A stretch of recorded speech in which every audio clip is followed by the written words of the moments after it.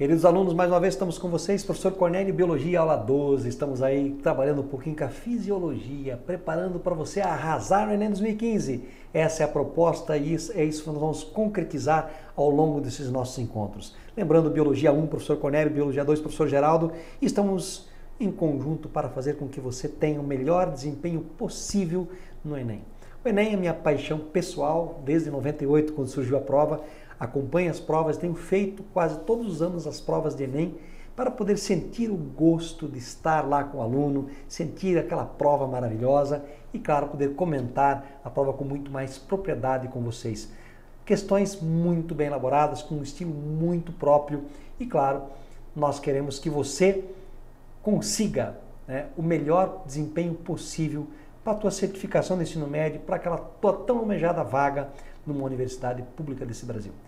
Então nós queremos continuar hoje com a nossa 12ª aula e vamos falar ainda de fisiologia. Temos uma aula hoje que fala sobre fisiologia do sistema excretor ou excretório. Então acompanhe conosco alguns aspectos desta biologia do sistema excretor ou do sistema excretório. Interessante, é muito comum nós ouvirmos o termo secreção e excreção. Inclusive tem autores que tratam como sinônimo, mas hoje é de praxe, o dia que é mais correto, nós separarmos. Colocarmos que excreção é quando se lança alguma coisa líquida para fora que ainda nós não aproveitamos. Que nós não aproveitamos mais, melhor assim. Secreção é quando nós lançamos alguma coisa, pode ser para a cavidade de um órgão, para a corrente sanguínea, que é aproveitável. Por exemplo, secreção do suco pancreático, secreção do suco gástrico, secreção da saliva. Agora, quando falamos em urina, a urina não tem mais função. Na verdade, ela é excretada. O sistema excretório hoje é mais usado que o sistema renal ou sistema urinário, inclusive. E nesse sistema, nós vamos avaliar algumas questões importantes. Olhem aqui. O mecanismo de excreção, ele permite o quê? Ele vai permitir manter uma constância do meio interno. Nós conseguimos manter uma concentração de meio interno diferente do externo. Lembra que essa é uma das características da membrana plasmática?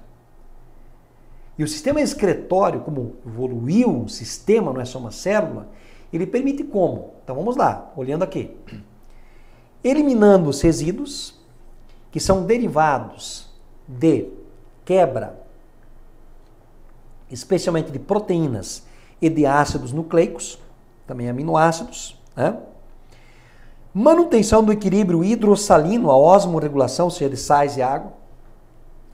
E esses dois mecanismos, tanto de eliminar os resíduos, que basicamente 3 resíduos, a gente vai destacar, que é a amônia, que é a ureia e que é o ácido úrico, associado à manutenção do equilíbrio hidrossalino, garantem a osmorregulação.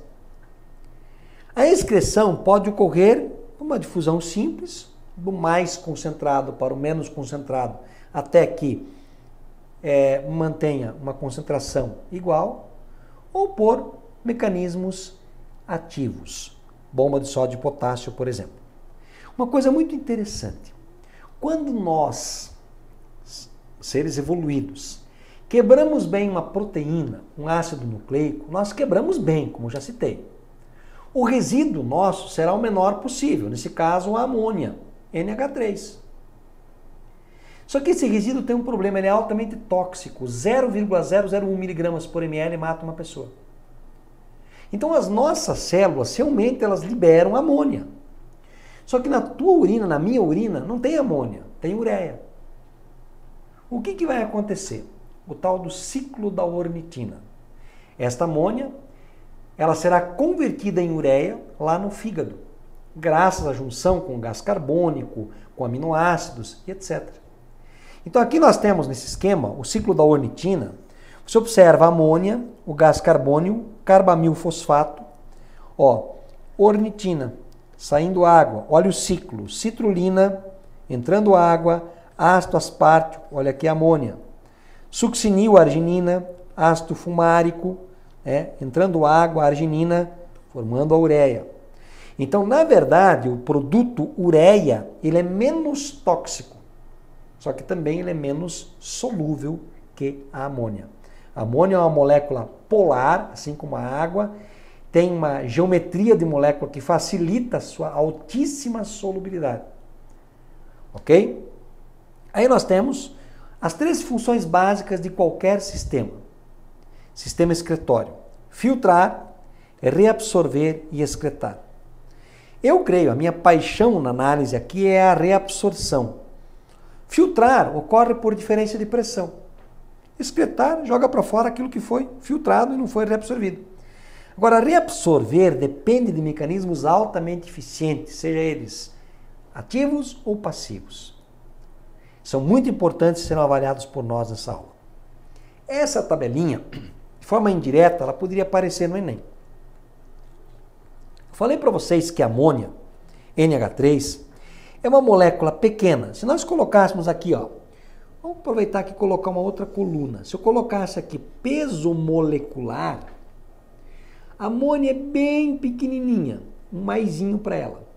A ureia é intermediária. O ácido úrico é uma molécula gigantesca. A amônia, ela é polar como a água, portanto ela tem uma alta solubilidade. Só que ela é altamente tóxica. Quem libera amônia? Quem tem muita água para liberar. Peixes, a grande maioria, poríferos, cnidários, plateumintes, anelídeos marinhos, moluscos marinhos, equinodermos liberam amônia em grande quantidade. A ureia, ela tem uma solubilidade média e uma toxicidade média. Portanto, quem despende de uma quantidade média de água ou tem alguma adaptação específica, como os tubarões, que armazenam ureia porque eles acumulam ureia para se manter osmorregulados. Mas temos os mamíferos, nós liberamos ureia essencialmente. Os anfíbios adultos, também temos anelídeos e moluscos terrestres liberam essencialmente ureia. Ácido úrico, uma molécula gigantesca, pouco solúvel e pouco tóxica. De um modo geral, tem que pensar assim: animais que têm que economizar água ao extremo. Tem a história clássica do famoso rato canguru que vive no deserto. Ele só se alimenta de sementes secas, ele nunca toma água. A água que ele obtém é da respiração celular. Lá na parte final, você lembra? Na cadeia respiratória forma água? Essa é a água dele. Esse animal não pode liberar urina com ureia, ele ia perder água. Então ele libera o quê? Ácido úrico, bem pastoso. Tá? O ácido úrico é liberado por quem tem que economizar água e por quem coloca ovo com casca calcária, como répteis e aves. Porque dentro do ovo com casca calcária, no alantoide, não pode se acumular uma coisa que seja altamente tóxica. A amônia é muito tóxica, a ureia também é tóxica. Então o pintinho ou o filhote de réptil iria morrer rapidamente. Então quem coloca ovo com casca ou quem tem que economizar muita água vai liberar o quê? Ácido úrico. Beleza, gente? Nós liberamos um pouco de ácido úrico. Prova que podem ter erros metabólicos na metabolização de proteínas, fazendo a pessoa liberar mais ácido úrico, que pode inclusive provocar alguns danos até no próprio epitélio. Tá? Os problemas dos sais de urato. Né?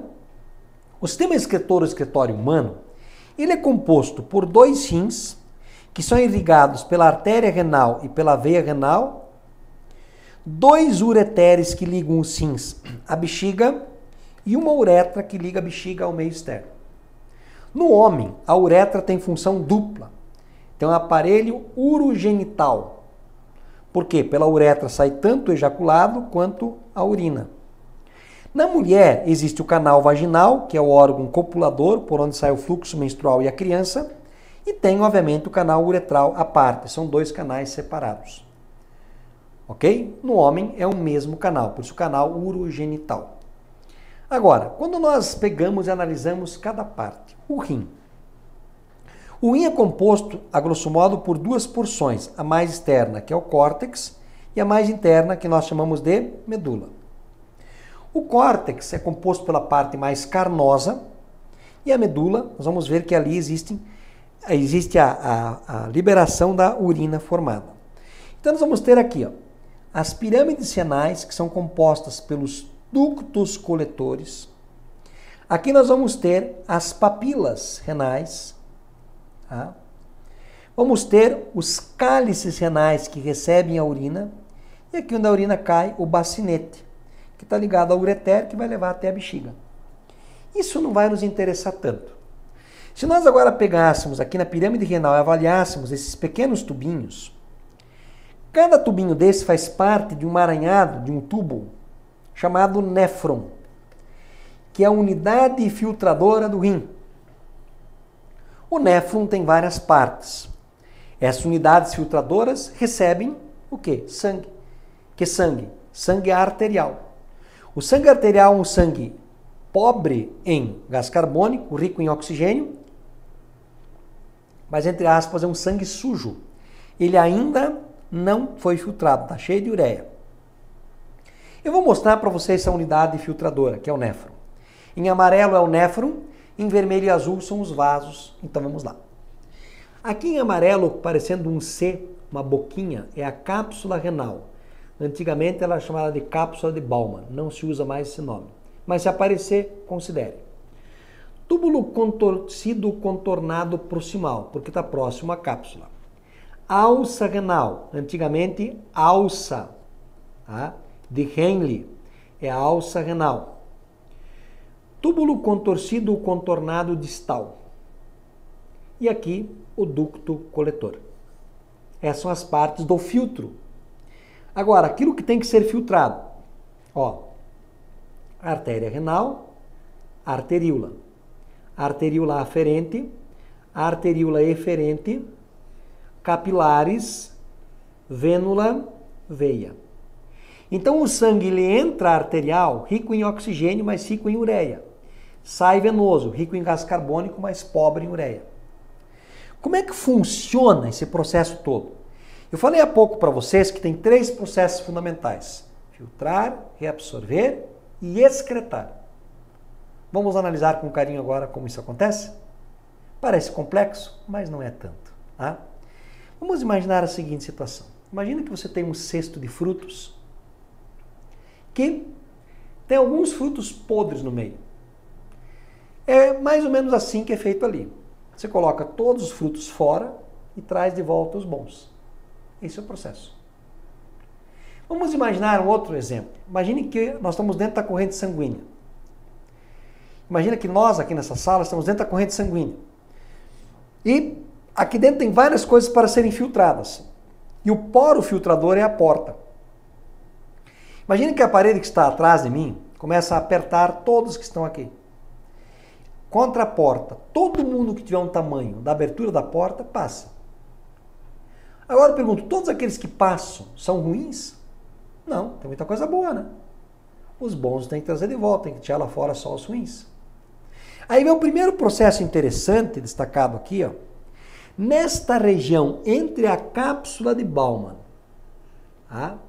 E o glomérulo renal, acontece uma filtração glomerular por diferença de pressão. A pressão aqui é grande, ela empurra várias substâncias para cá.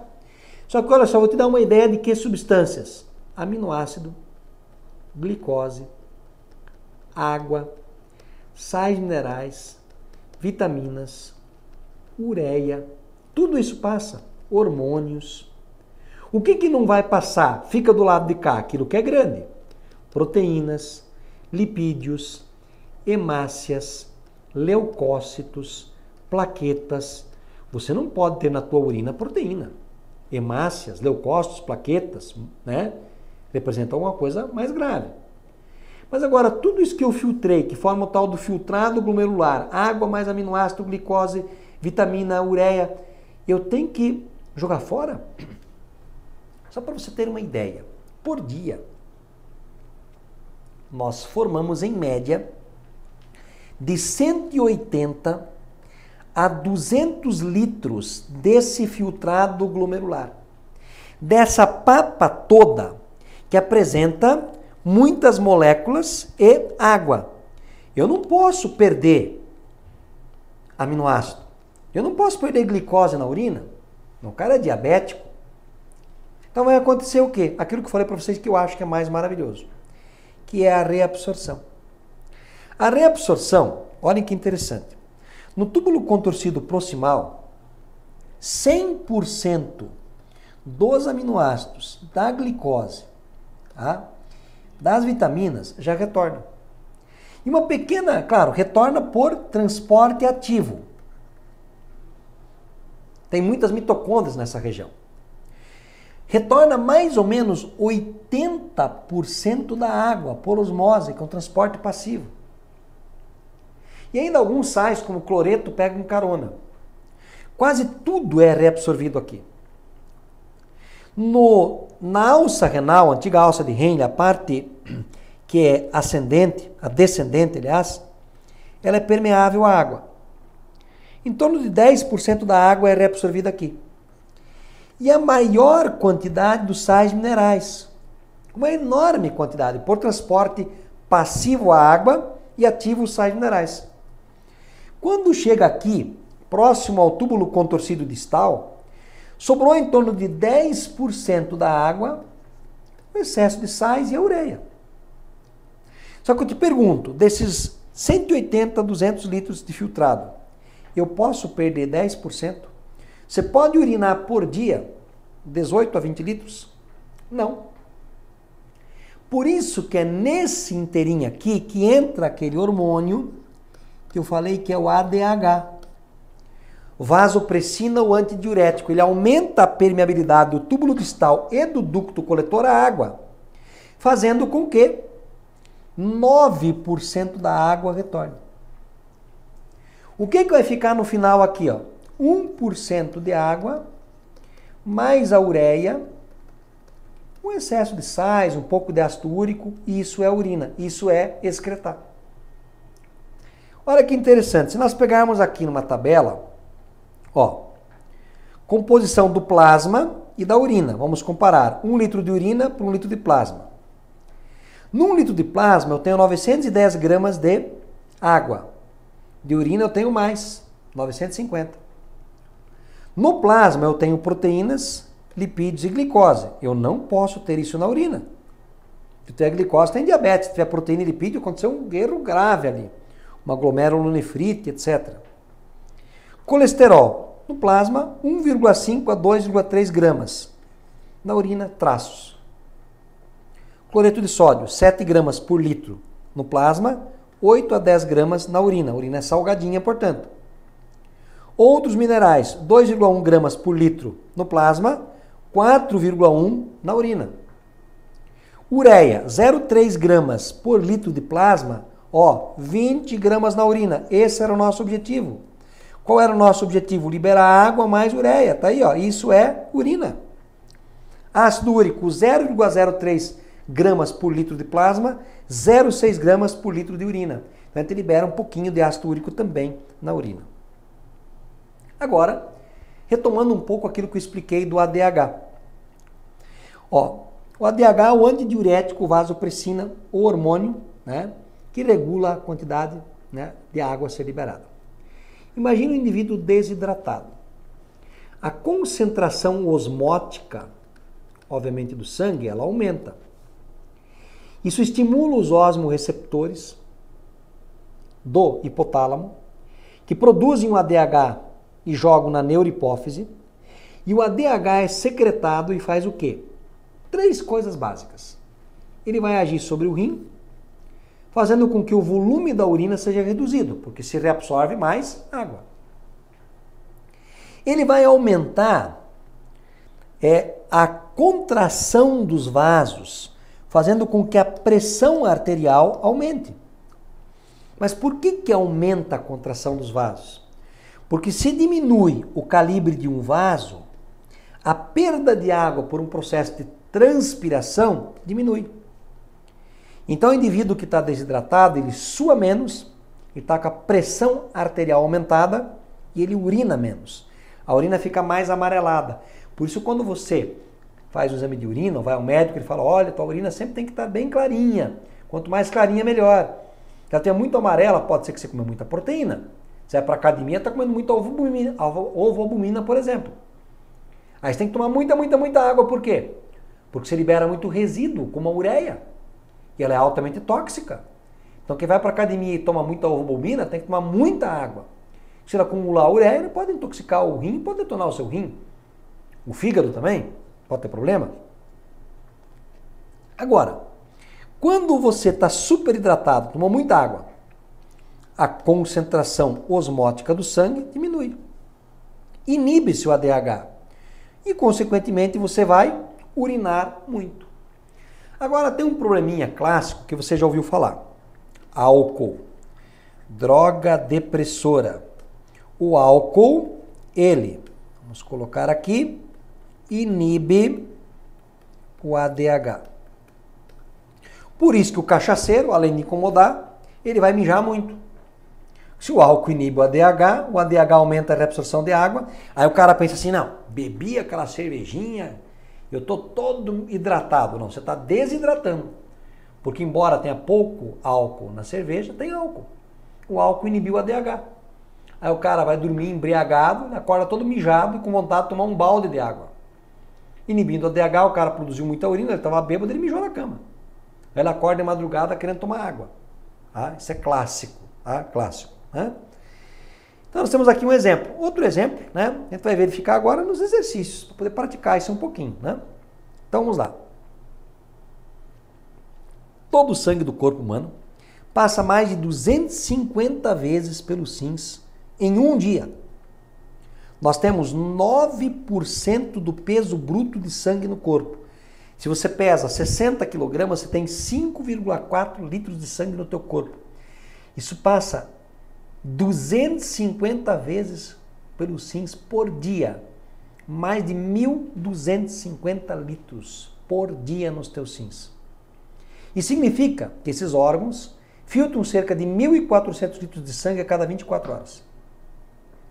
Desse material filtrado, por volta de 180 litros, que saem dos glomérulos renais, 180 a 200, é produzido 1,5 litros de urina por dia. 99% você reabsorve. Assinale a alternativa que contém as informações corretas sobre o processo de produção de urina.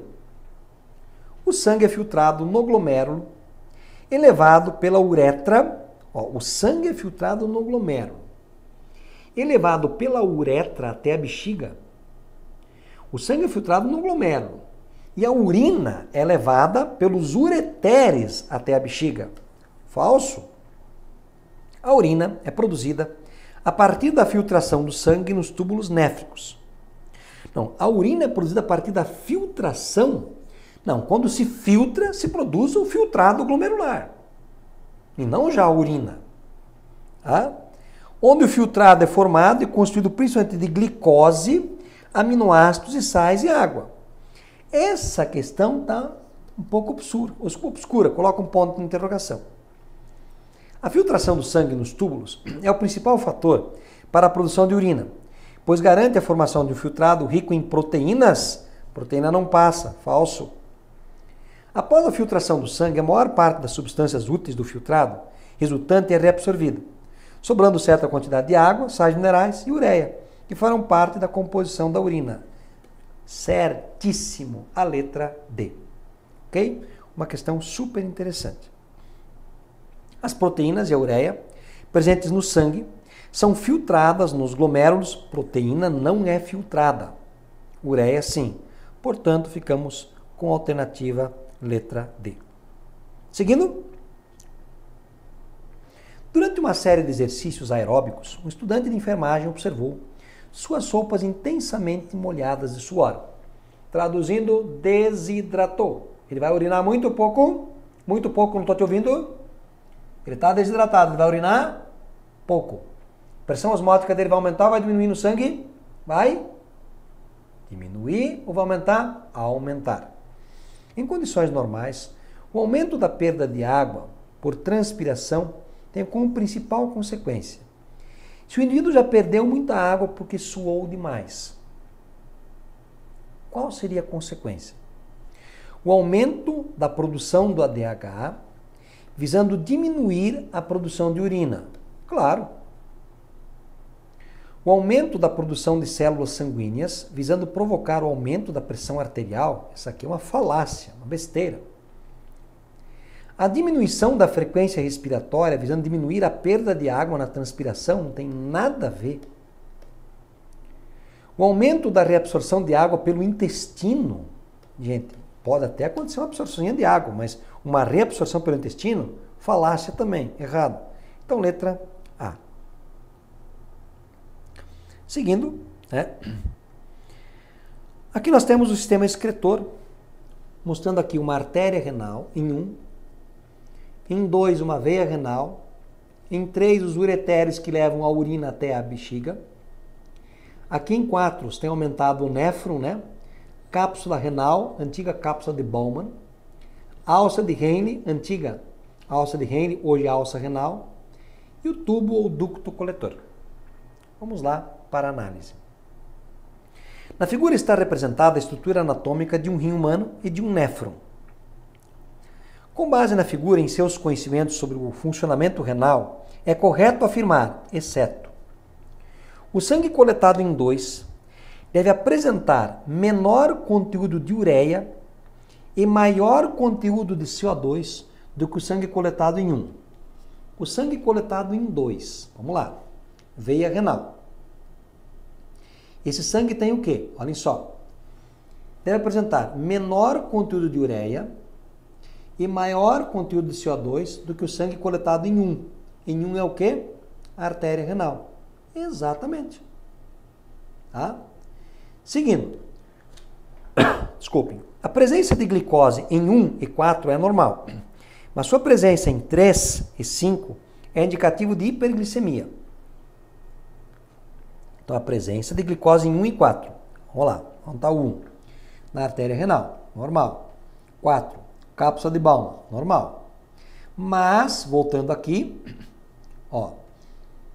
Vamos voltar aqui. Agora, mas sua presença em 3 e 5 é indicativo de hiperglicemia. 3 e 5. Se tiver em 3 na urina, estiver em 5 no ducto coletor, esse cara é diabético, hiperglicêmico. Corretíssimo também. Tá? Então vamos lá, adiantando aqui. O líquido coletado em 3 é normalmente mais concentrado do que o líquido coletado em 4. O líquido coletado em 3. O líquido coletado em 3 é a urina. A urina é mais concentrada, tá, do que o líquido coletado em 4. O líquido coletado em 4, na cápsula de Bowman. E agora? A cápsula de Bowman é cheia de água, mas tem um bando de coisa. Então diz que a urina é mais concentrada. Ó, acho que não, né? Vamos colocar aqui um pontinho de interrogação. O aumento da permeabilidade no túbulo coletor contribui para aumentar a diurese, que torna o líquido coletado em 3 mais diluído. Então aumentou a permeabilidade no túbulo coletor, contribui para aumentar a diurese e torna o líquido coletado em 3 mais diluído. Tá? Se aumentou a permeabilidade, né, pode acontecer o quê? Pode acontecer o quê? Se reabsorve mais, né? Então vamos lá. Próxima questãozinha. Próximo itemzinho. Só tem esse daqui? Não, só tem esse, né? Então o líquido coletado em 3 é normalmente mais concentrado do que o líquido coletado em 4. Essa alternativa incorreta. Então ficamos com a alternativa C demonstrada aí. Então, essa foi a aula sobre o sistema excretório-excretor. De forma direta, eu creio que não vão aparecer questões no Enem, mas de forma indireta, falando de doenças, falando da molécula amônia, que é altamente solúvel, porque ela é polar, que nem a água que é polar. Falando dessa necessidade de nós convertermos a amônia em ureia. Também relacionando o sangue venoso, o sangue arterial, o sangue venoso que sai dos rins. Ele é um sangue limpo, não tem ureia, mas está cheio de CO2 e tem que ir para os pulmões.